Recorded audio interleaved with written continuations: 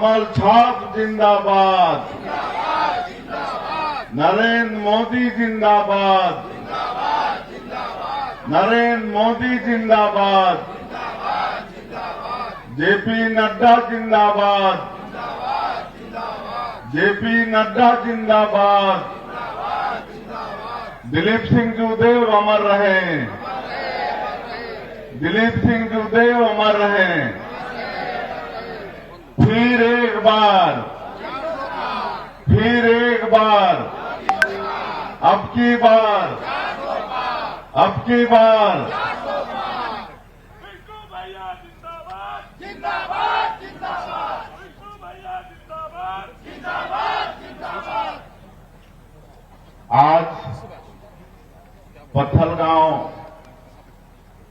विधानसभा क्षेत्र के देवतुल्य कार्यकर्ता भाई बहनों के इस सम्मेलन में मंच में विराजमान हमारे बिलासपुर क्लस्टर के सह प्रभारी और हमारे जिले के पार्टी के वरिष्ठ नेता श्री कृष्ण कुमार राय जी, इस विधानसभा क्षेत्र की लोकप्रिय विधायक महोदया श्रीमती गोमती साई जी, हमारी धर्मपत्नी श्रीमती कौशल्या साई जी, हमारे रायगढ़ लोकसभा क्षेत्र के लोकप्रिय प्रत्याशी श्री राधेश्याम राठिया जी, प्रदेश के मंत्री आदरणीय श्री प्रबल प्रताप सिंह जूदेव जी, हमारे रायगढ़ लोकसभा चुनाव के प्रभारी और लोंडरा के विधायक श्री प्रमोद मीन जी,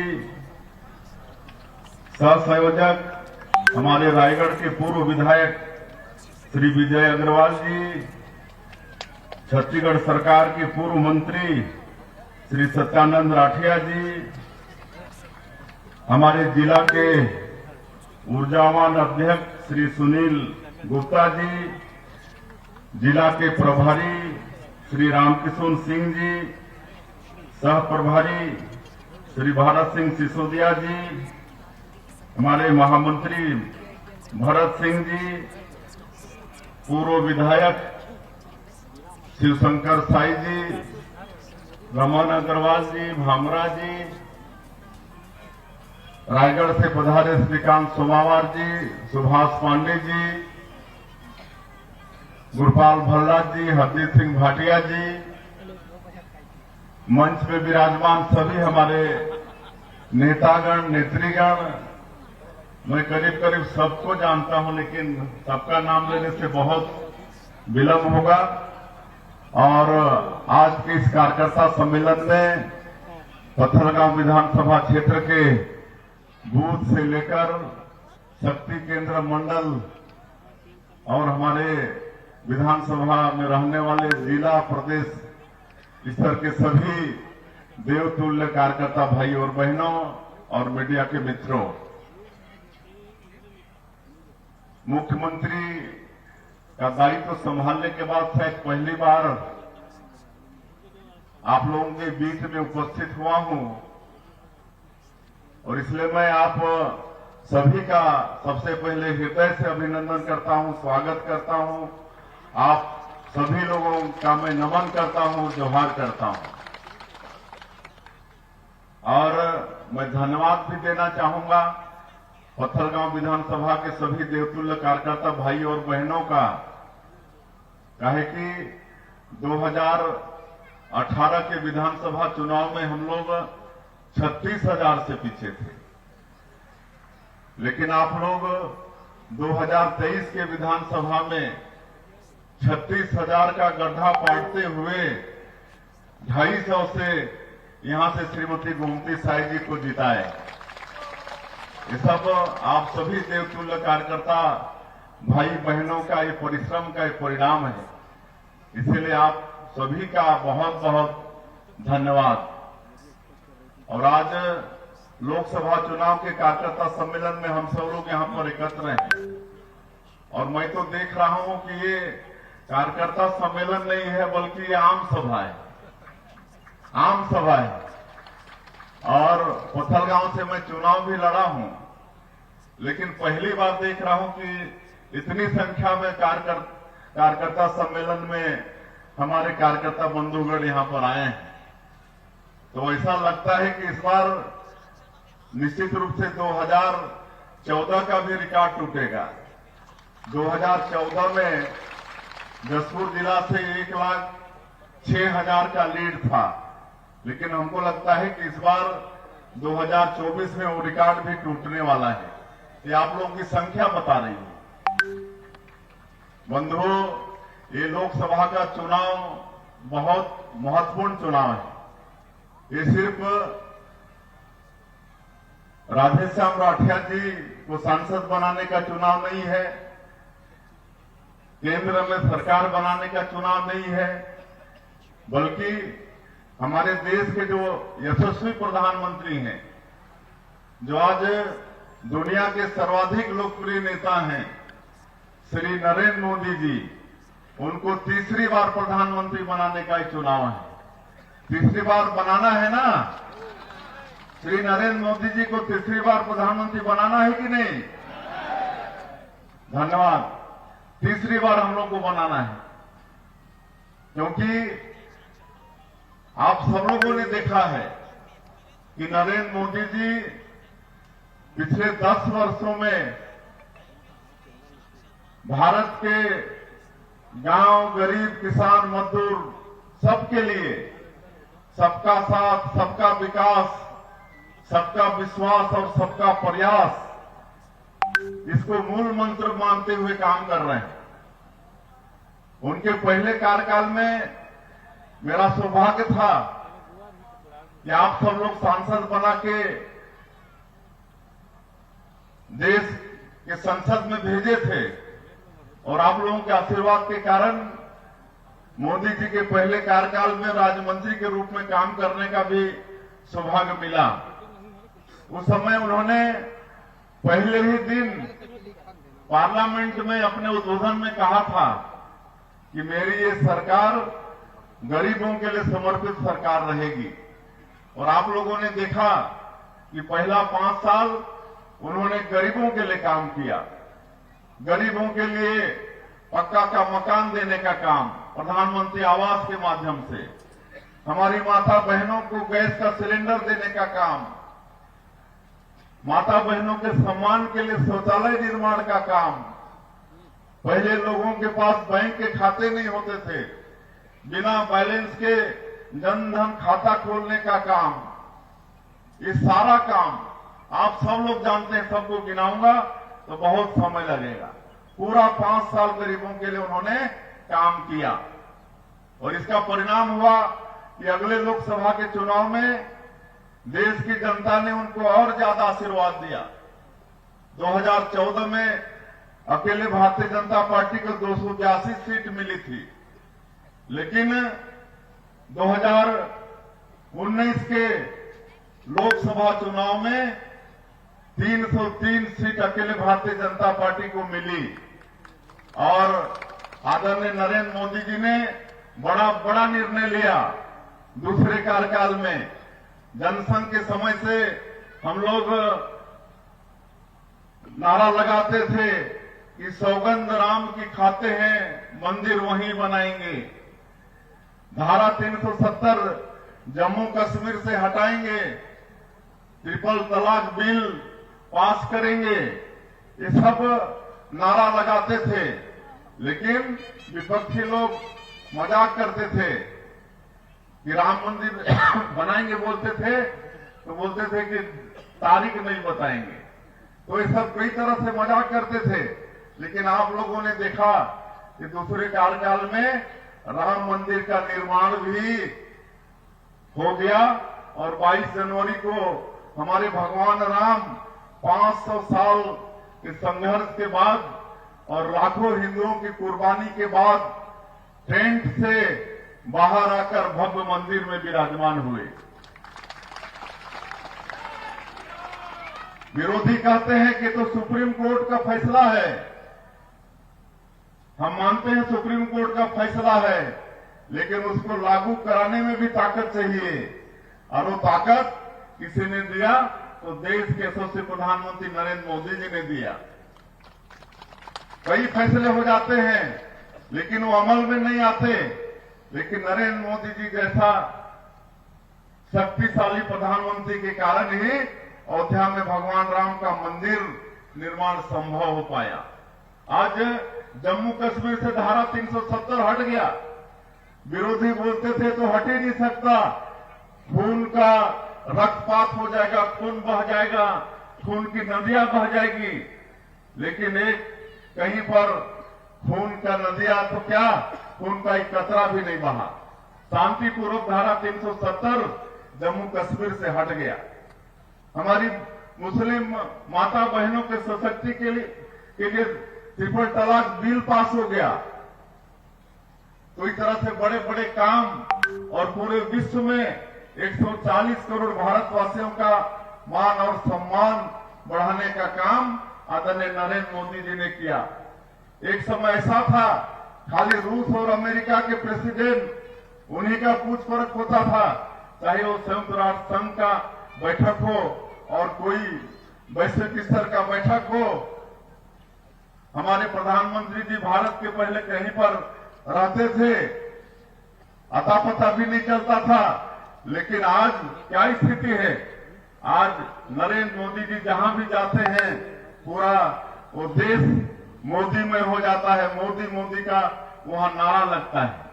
और आज रूस और अमेरिका के राष्ट्रपति भी देखते रहते हैं कि नरेंद्र मोदी जी कहां पर हैं, थोड़ा उनसे हाथ मिला लें।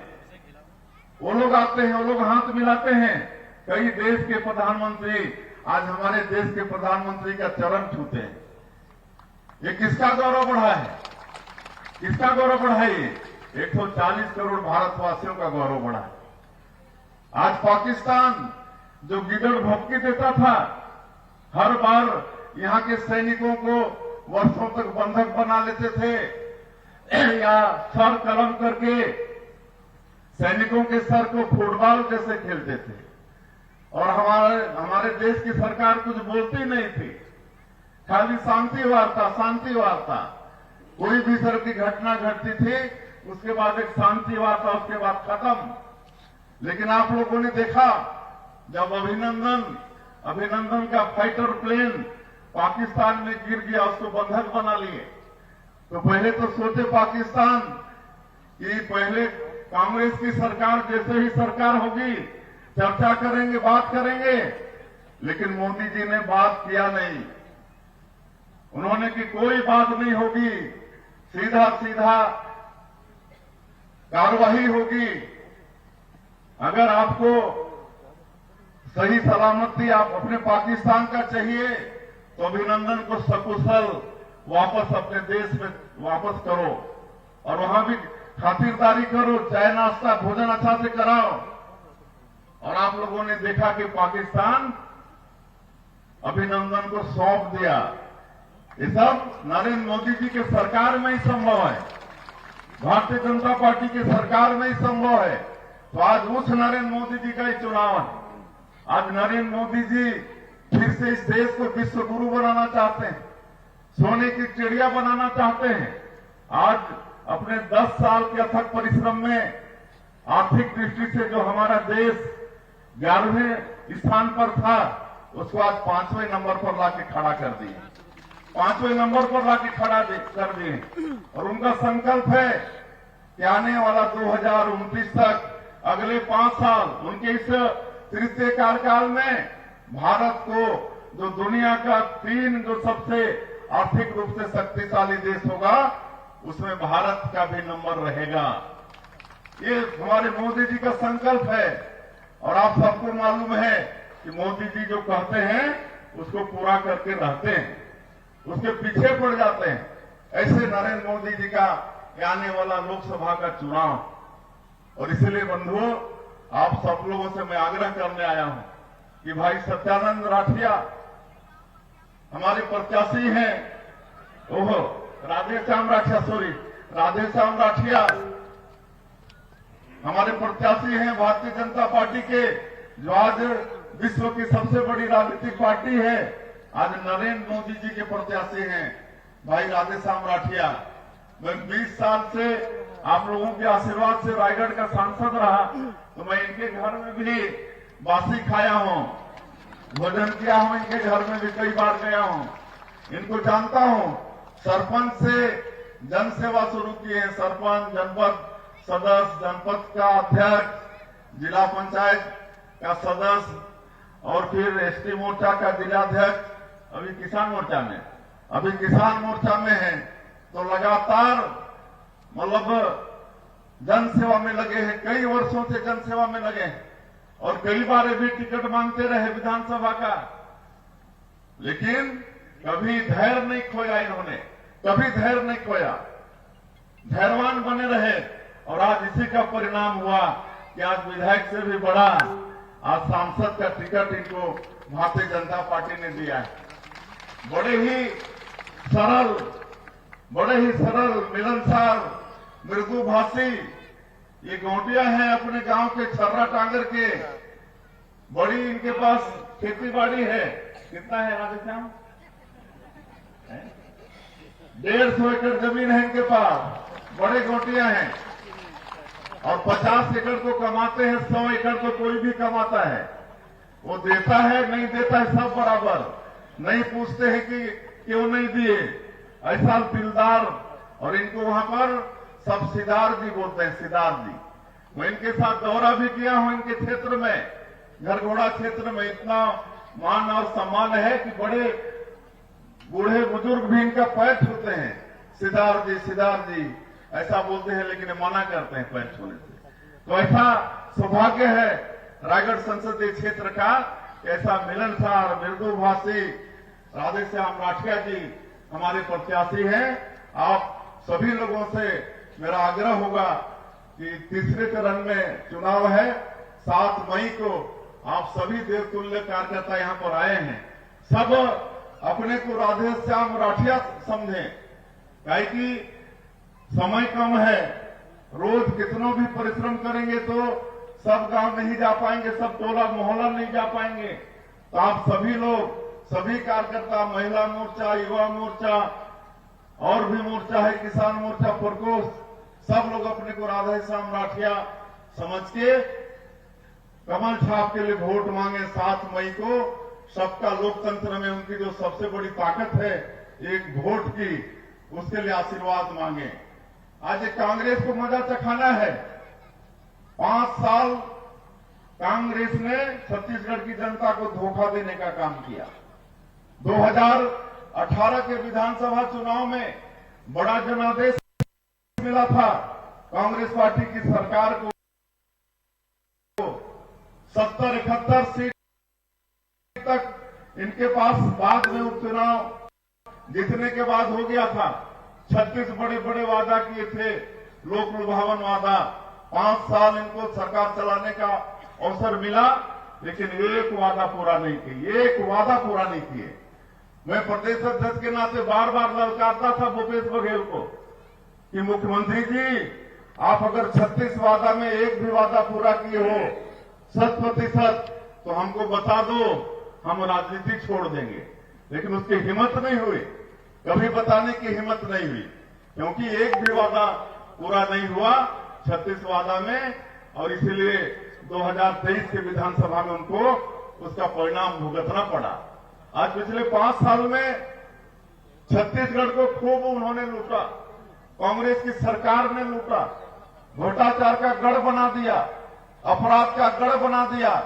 क्या क्या में भ्रष्टाचार नहीं किए? कोयला में भ्रष्टाचार, 25 रुपया प्रति टन अलग से भूपेश टैक्स लगता था, और ऑनलाइन जो ऑर्डर जारी होता था उसको ऑफलाइन कर दिए थे, ताकि मतलब बेईमानी करने का उसमें रास्ता निकल जाए। लेकिन जैसे ही हम सरकार में आए, उनका ऑफलाइन खत्म करके फिर ऑनलाइन कर दिए।